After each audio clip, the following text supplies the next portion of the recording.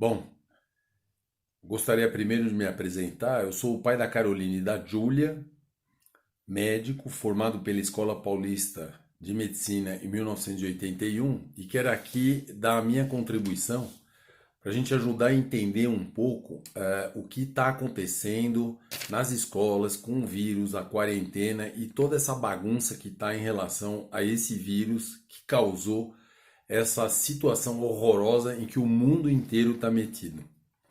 Hoje, conversando com a Carolina, eu percebi que é uma coisa importante e eu queria dar a minha contribuição. Primeiro, entender um pouco o que é a doença, apesar que eu acho que já tem muita informação, mas dar a minha contribuição. Esse vírus, coronavírus, dezembro 19, daí vem o nome Covid-19, coronavírus, dezembro 19, ele parece que é um vírus que saiu dos morcegos, sofreu uma transformação na sua genética, a gente chama isso de mutação, e passou a causar doença em humanos. Em humanos, o que ele faz? Ele é um vírus respiratório, ataca o sistema respiratório, cada vírus gosta de um lugar determinado do corpo, esse gosta de toda a nossa parte respiratória, ele ataca basicamente a garganta, os brônquios e os pulmões. Ele, no começo, causa febre, dor de cabeça, muito mal-estar, muita moleza no corpo e tosse. E se o vírus evoluir causando mais doença, ela se torna muito mais séria, vindo a dar uma pneumonia, que é chamada uma pneumonia viral, pneumonia por vírus, que tem bactéria que causa pneumonia, e a gente usa antibiótico e resolve, mas aí é uma pneumonia por vírus. Como esse vírus não tem tratamento, é uma pneumonia grave, porque o paciente depende basicamente da imunidade dele para melhorar. E isso, às vezes, é uma coisa muito complicada. Ao mesmo tempo, queria explicar um pouquinho a confusão que se gerou em relação a essa doença e esse vírus. Eu acho que a gente podia mudar o nome do vírus para o vírus da confusão mundial. Por quê? Porque é um vírus que deu briga em tudo quanto é lugar. Eu não sei se vocês sabem, porque isso é uma coisa que adulto costuma acompanhar e adolescente muito menos, mas politicamente o governador do estado de São Paulo, Dória, está brigando com o presidente Bolsonaro, que acha que tem que acabar a quarentena, o Dória acha que não. Em relação aos cientistas, tem uns cientistas que estão brigando com os outros, dizendo que o vírus veio do laboratório, foi criado pelos chineses e não é um vírus natural que saiu dos morcegos. No meio médico, mais uma confusão. Tem gente que acha, médico que acha que a hidroxicloroquina funciona e tem que tomar, e tem médico que acha que é uma porcaria e não funciona nada. E mesmo no meio mundial, tem países se acusando. Então tem os Estados Unidos acusando a China de ser a causadora da epidemia global, chamada pandemia. Então vocês vejam que eu acho que a gente podia mudar o nome para vírus da confusão mundial, porque deu confusão em tudo quanto é área. E um dos grandes problemas desse vírus é que até hoje ninguém sabe direito um monte de coisa desse vírus. Esse é o grande problema. E ciência, quando ela não sabe direito as coisas, ela também não oferece soluções interessantes. Então, continuando. Por que a quarentena obrigou ao fechamento das escolas? Isso é uma pergunta que eu acho justificável e que eu preciso explicar. O que acontece? Esse vírus tem uma característica diferente do vírus da gripe, da influenza. O vírus da influenza ele pode ser grave, e ele é muito grave em criança abaixo de 2 anos, em grávida e em gente jovem, adolescentes que nem vocês. O vírus do Covid-19 é diferente. Ele, até os 20, 25 anos, ele é super tranquilo. Ele geralmente não dá, muitas vezes ele não dá nem nada. E a gente pode ter uma doença por vírus e não ter sintoma nenhum. A gente só carrega o vírus dentro do corpo, transmite para os outros, mas não tem quase nenhum sintoma. Ou tem sintoma tão leve que a gente nem se dá conta. Ou acha que foi outra coisa, um resfriado comum. Mas essas pessoas, vocês, chegando em casa e ao verem o vovô e a vovó, podem transmitir a doença para esses pacientes que são pacientes mais velhos. E isso é um grande pepino.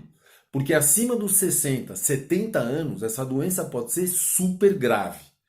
Esse é o motivo que justificou o fechamento das escolas. É para evitar que todas as pessoas que estão na escola e que têm um contato íntimo todo dia, com beijo, abraço, bate-papo, brincadeira, essas pessoas poderiam trazer o vírus para casa e em casa esse vírus poderia passar para as pessoas idosas. E isso seria uma coisa muito grave, porque o jovem não tem nada, mas o velho tem um quadro muitas vezes grave até fatal. Então foi isso que determinou o fechamento das escolas. Agora, queria dar um pouco a minha contribuição de como a gente se sente com esse isolamento. Porque eu vi, a Carolina me falou muito da saudade dos amigos, mas eu também sinto a mesma coisa. A gente sente muita saudade. Ver alguém pelo WhatsApp, pelo vídeo, conversar não é a mesma coisa de quando a gente está junto. A gente se beija, se abraça, a gente sai andando, conversa, vê outras coisas. Não, a gente está completamente isolado. E dá uma saudade danada. Inclusive, dá uma saudade do vô e da avó. E que eu também tenho, dos meus pais. Então, essa saudade é uma coisa que dói. E olha, não sei se vocês sabem, mas os pais ainda têm uma preocupação suplementar, que é o seguinte. Essa parada do país durante 30, 40, 50 dias vai ter uma repercussão na economia. E os pais ficam preocupados com o dinheiro. Isso é uma preocupação que, graças a Deus, vocês não costumam ter. Isso não é preocupação para adolescentes, isso é preocupação para os pais. Mas eu, como pai, fico preocupado. Eu fico me perguntando, quando acabar isso aí, como é que vai ficar o salário de cada um? Será que a gente vai ter dinheiro para fazer tudo que a gente fazia antes? Talvez a gente tenha que se restringir. Isso é uma coisa que preocupa.